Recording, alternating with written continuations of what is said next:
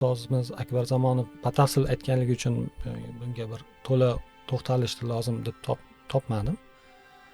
Mana shu eng katta vakili, ya'ni tug'ilgan farzandlarning ichida eng kattasi Din Muhammadxonning o'g'li. Imomqulixon to'ng'ich o'g'li hisoblanadi. Imomqulixon ibn Din Muhammadxon. Yana bir ukasi bor, Nadir Muhammadxon keyin.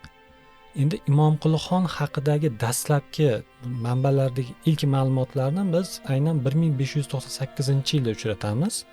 Ana o'sha Pulisolor jangi bor, mashhur 1598-yilda Hirot yaqinida Eron shohi Abbos Safaviy va Din Muhammadxon o'rtasida juda katta jang bo'lib o'tadi.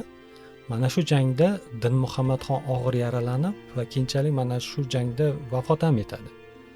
Lekin uni ukasi o'sha Boqi Muhammadxon jangdan o'zini jiyanlari Nadir Muhammadxon Imomqulixonni shu mana bu tuyani xurjuni bo'ladi ikki tomonga, mana shu ikkita xurjunga ikkala jiyanini solib jang maydonidan olib chiqib ketganligini aytadi va shu joyda ilk ma'lumot uchraydi.